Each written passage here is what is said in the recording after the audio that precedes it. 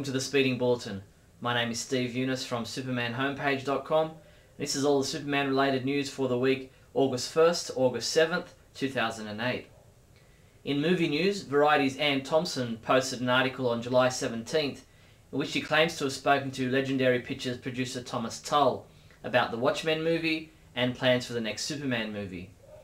Tull and the folks at Warner's have been listening to various screenwriters pitch their solutions to how to make the next Superman movie work. It's an iconic character, says Tull. After everything that went into the first film, it's important to make sure that nothing is rushed and we come out with a fantastic second film. In other movie news, director George Miller told the Daily Telegraph in Australia that Megan Gale was brilliant in her screen test for the role of Wonder Woman in the currently shelved Justice League movie. He also stated that he's hoping to get the JLA movie back on track next year. We'll wait and see. Meanwhile, JoeBlow.com posted an interview with actor Jay Baruchel in which he talks about being cast in the role of Max Lord in the currently postponed Justice League movie. Jay said, "In a heartbeat I would drop whatever I had going on to do that. That movie and what I get to do in it is like nothing I've ever seen or would ever get a chance to do again." TVGuide.com posted a spoiler about a kiss that will take place in the 5th episode of Season 8 of Smallville. Titled Committed, Clark and Lois will be forced to make like lovebirds as they investigate some strange goings-on involving a crazy guy and a moment of truth-esque lie detector game. TV Guide also posted video interviews with the Smallville cast and producers from San Diego's Comic-Con International.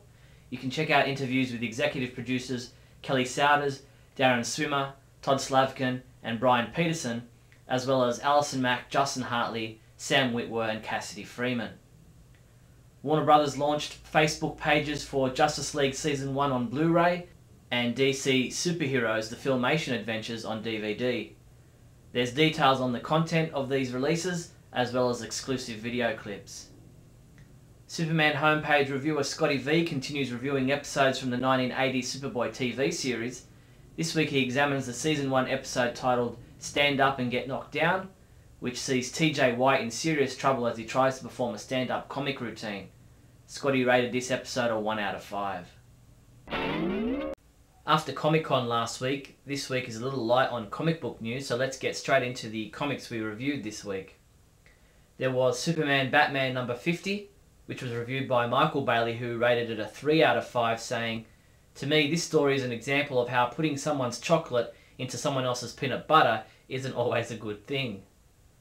Trinity number 9 was reviewed by our Trinity of reviewers, Neal, Barry and Jeffrey, with Neal giving it a 1 out of 5, but Barry and Jeffrey both giving it a 3 out of 5 rating.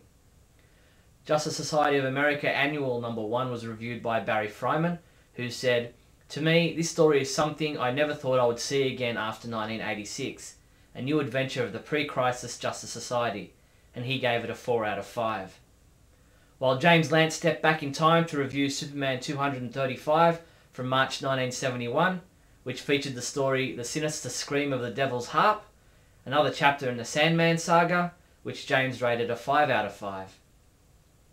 Superman comics shipping this week from August 6th include Final Crisis number 3, which has an alternate cover available, Infinity Inc. number 12, Supergirl number 32, Trinity number 10, Final Crisis Director's Cut Special number 1, and Justice Society of America number 11 poster. Thanks to publisher Random House and author Mark Tyler Nobleman, the Superman homepage is pleased to present the Boys of Steel giveaway contest. The Superman homepage is giving away 4 copies of Boys of Steel, autographed by Mark Tyler Nobleman. For your chance to win one of these books, all you have to do is, using the comments section below the contest announcement, tell us in exactly 7 words what Superman means to you. Superman homepage reviewer James Lance continues reviewing story arcs from the 1940 Superman radio series. This week James reviewed the Super Sleuth story, which sees a certain investigator trying to prove that Clark Kent is Superman. And that's all the Superman related news for the week August 1st to August 7th. I'm Steve Younis from supermanhomepage.com.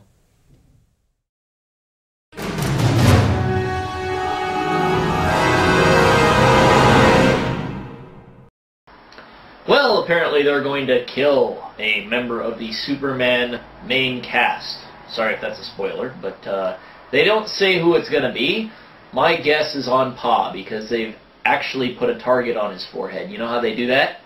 In a movie, they set targets on people's heads in the very beginning. What you do is you show a happy family together. Oh, Johnny, hey, how you doing, Johnny? Marcia, I love you, Marcia. Oh, John Sr., you're a great guy. And they're all standing together, and they're lighting off fireworks, and they're like, oh, I just got a raise in my Christmas bonus, and life couldn't be any better than this. I love you so much, Marcia. And they always pointedly direct it at the character that's going to die, you know what I'm talking about?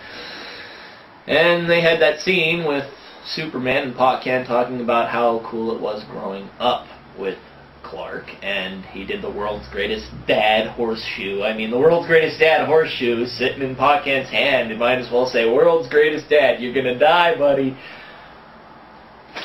I like Ma and Pa Kent in the mainline continuity, and even Jeff Johns would have a very hard time justifying that with me, if they were to die, or one of them were to die. And I don't see any other characters, other than maybe Lana, that could be sacrificed from the main cast without removing things from the mythos instead of adding something to it. Because Superman doesn't necessarily need a catharsis like that now. But I'll give it a shot. I'm really digging the Brainiac story. Here's hoping it's good.